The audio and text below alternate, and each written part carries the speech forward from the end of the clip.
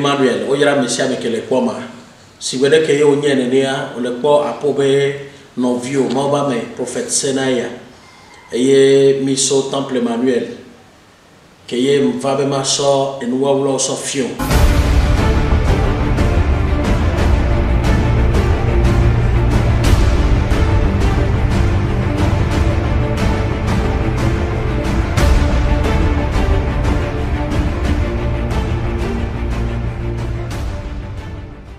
si bede ko nye nenia chaque fois muvana moadi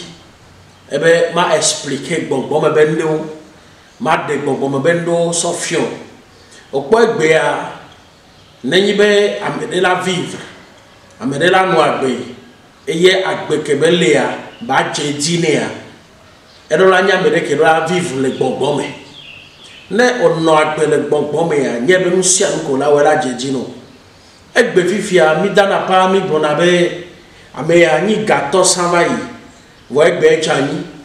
alo yele hlo yele jagbagba gake veba gbagba jejea mule defina yo gede wonya me ko we mudogo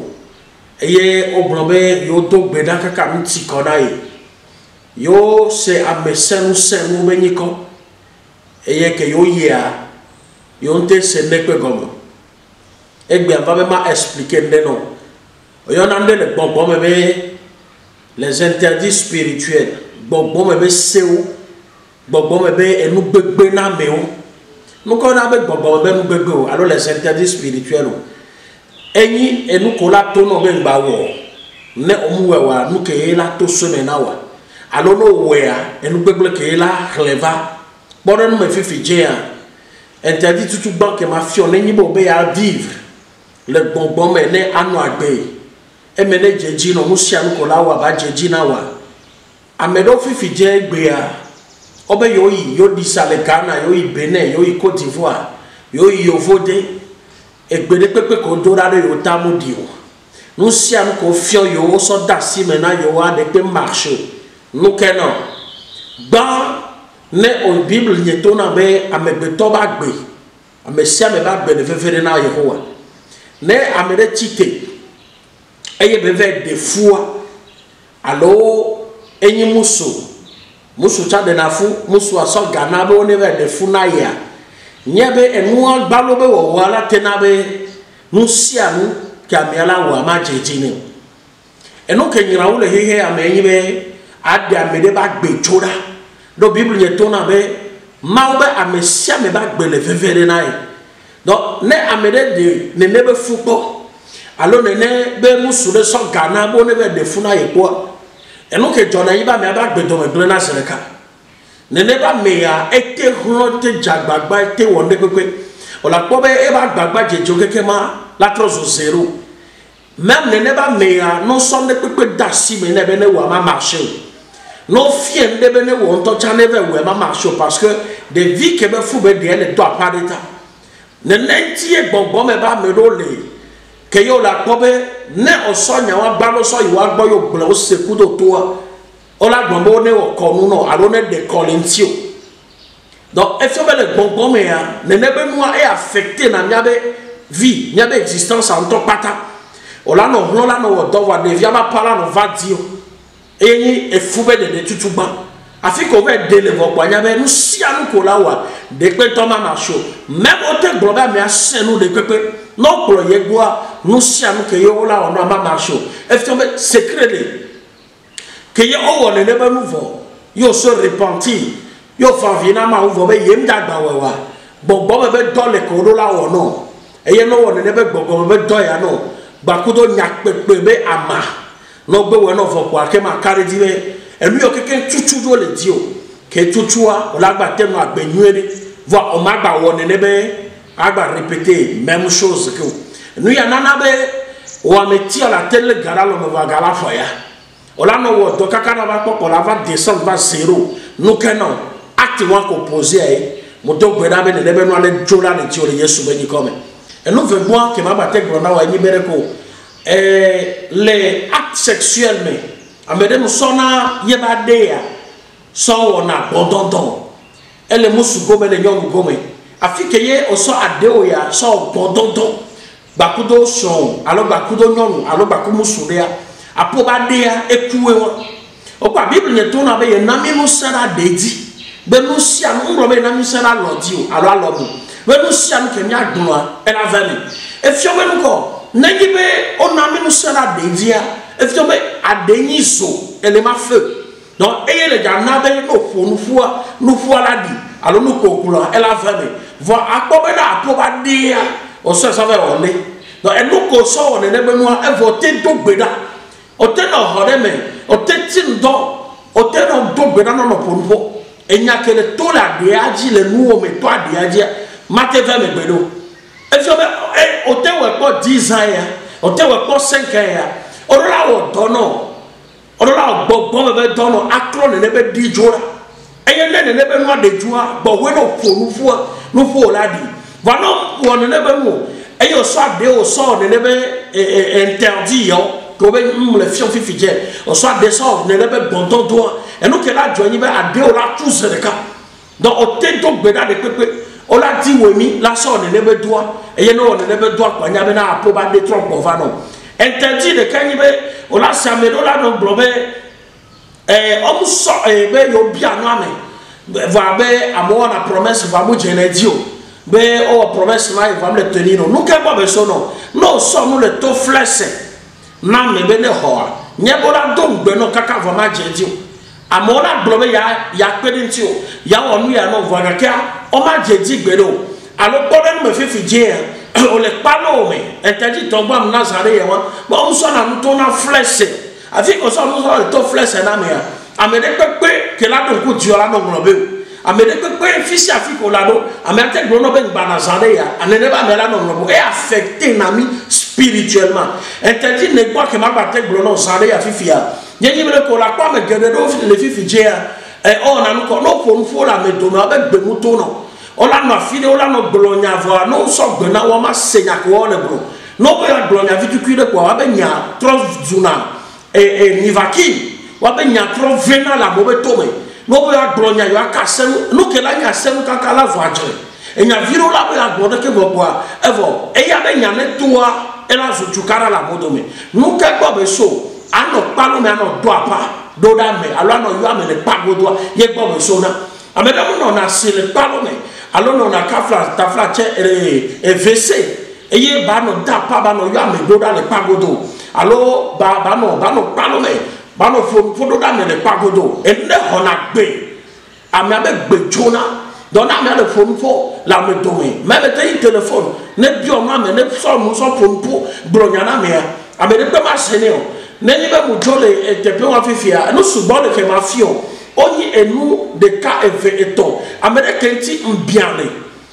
enu de ko ma o on a envié fisi afi ke be la toi envie la nuenti eto mo eto mi eto lusi mo on de ko voir envie de ko la no ntia ne ne pas me ya do la no éviter et nous connaissons be huile rouge parce que huile rouge be do bois et non avait envie d'énergie ba d'énergie na me o la no envie o e ba teni si ba lo so e ba teni et nous viticule 200 ben de ko so a mon keke mon kuvila no tio no kentio ne ne be mo do la éviter o dina jeje kuje yo so na dona ne ne ba me kwa envie trop na le yo mene mbia wala te no ami antikaka lava zu e dorele ne la te no ami antikaka me ala gain facilement non bon me ba me no ni bon me ba me o éviter na no kini huile rouge o éviter na no kini fetri e no ke wona dia no ke le gluant no ke tio e na be no sia no ko la no so la no didi no so de be ya wo no ma no aputi no e no la no didi homme spirituel mo do na no kini adebe no eye ne be huile rouge ya on l'a éviter ne be huile rouge ya alors matin ba fio mu be interdit le kakeya ne game ko so mu be adua mais de mu so na agba alo eze ko so dare zodia aso ndudu dare me ana do le eme par exemple fi ne game ko so ne be mu o da nu eze ke no zodia on ba so na ndudu do ne be yo la no ke anodo e affecter na me abe évolution ne ba me ya fi je nous sommes que bela bon 1 on va nous considérer 2 a et là nous et là nous jagaba va maintenant avancer ne va pas nous interdire les cafés fidjiens on la comme à mes sous-bon on le foyer eye problem le na nyi le foyer enyama dinyala le tukarava no keno e hadalo e hake yo so le kulani pa la homea on so na fogome so sisi na no haji gbadora home e hako so le kulo a homea gome se kele se mo ole de déchet ojo ole de edi ojo va fika mi ave so ba fo so ve de sisi no haji be le do home le de kola fogomea ye e so ba so hawa ke so tro so le kulo noa et nous que là nos Jordan me dit mais chaque fois et là nos deux problèmes et il y a des foyers là non non beko bada et nyama dinya là nos les chukada va passer oh le pour le Jordan la bien c'est-à-dire indirectement et le Jordan la bien et ha le Jordan la bien ma poto fio nous subo le Jésus Christ venu comme interdit de kakea pendant me vivi dia mi c'est non on avait on y en a cuit les âmes alors on a fufio nous qu'un peu beso on peut les andoua et nous sommes les conyina et dambe nous sommes et nous la yo no to et cuyo yomi nous sommes que les mettre soin et attirer dans l'esprit nous sommes que les débé et yon a gogo dans la vie qui a le tout à niban le yebele na sifflement elle débé la niban ne ne moi et sans que les tout les miens et yon a esprit yena bo la tobe kafla les tati rodo mea no le jayoma ou alors le jakoko nous sommes dia ofona gabogwe ne game ke huo le jayon ko nous setons le jayon avec sensewa ofona baga donc nous sommes que les mettre soin et on a esprit ne que na afrique ya me avec so hale ye be so le polo ko anigba game ke ye hawa le toucher anigba et le toucher élémentaire ye e hawa ke balenye élémentaire a comme ele ja de nous que là ni esprit de serpent alors ele ja de esprit de la terre surtout donc elle si bébé elle réveiller le bébé esprit elle fait appel na esprit donc comme Jésus donc ne pas mais elle ja no attaquer et na bon kunasi so kona gbe comment de ago parce que hier que me mille nous que mille quoi dit comme il dit alors que nous wo balé hihe abengo dome yena be no sosi yo le ja so kongbea o de na ago kususube esiana e kora fi ko le dia yemba koronti ke buredi le ba le nu gbebule vanao o dogbe da be nu siam ko se fi fije e be part 1 ya maga potova ye maga poto fion ne be nu maga poto de nu suboro be gomeno amede be na palome o la ni musu alo la nyonu e ye ne kafla tafla che o nyanu ovo on a pour gomebe slip over attention ça no fun kume et là na be amela po vraiment po do dagbedio amela po là be o dagbe no vraiment te venu a pour image ou identité réelle ou manoseo et ye ne ma so pa e nu dudu ko da no babu om sona nu dudu wa no duevoa atroklo asi sokora gbawa me et brena nous la menti et y interdit spirituel et nana est affecté na et gabé côté parce que nous la bamé les se gake sinon nous poko les gamba nous demande à bamo donc et nana be gala no foya la no non et nana be gamu to la terra me ba lo donc ma so nous yo pata sofio amere so na si pour na vive 10 000 ne devia le yi ko le sukul mais le jagaba aye mam le nyowa nye ba ko be responsabilité de la ni avec soit si le pour 10 000 na via e gbona la menti musu so na si pour na nyono no so si pour nyono no si an ko la ma no jeji na o mo do gbona be emele nyono et nous subo le ma glo no voyons le 90 91 87 13 dit e ye ma parenti on a purification le kenya we ne be no ne dejo e fu wa ko de ne dejo ne nebe nu akowa ne nebe nu ne dejo ma parenti osubo e ye ne nebe impureté o ma fio le ko la werwa ma parenti o ma préparer nu subo no o te no moji o te no yovo dem nya fi ko le yo le pon fifi o voi be yo le numéro ya ji le ke ma we e ye ba do gbo ne wo chanti o ne ko ma o ne nebe do ya no e ye encourage we nye ko mi la di hosana e me ne nyo no blibo le Yesu be ni come Emmanuel. Prophet say na pe manwenye mawe.